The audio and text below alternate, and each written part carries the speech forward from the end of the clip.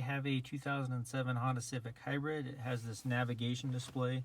If you're having a problem getting the code for it, if you don't have the code and you need the serial number, what you're going to do, you're going to hold down Map, Menu, and Cancel.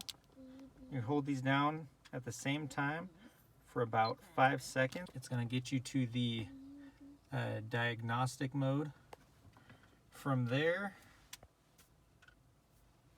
you can check Navi system, monitor check, unit check, car status, GPS information, yaw rate, all that good stuff. Okay, we're going to go to unit check, Navi ECU, and right there is going to be your serial number, the one that starts in HGB. So you're going to get that serial number, and you're going to go to the website that I have in the comments section and put in your VIN number and some of your information, and you'll get the code for it. Thanks for watching.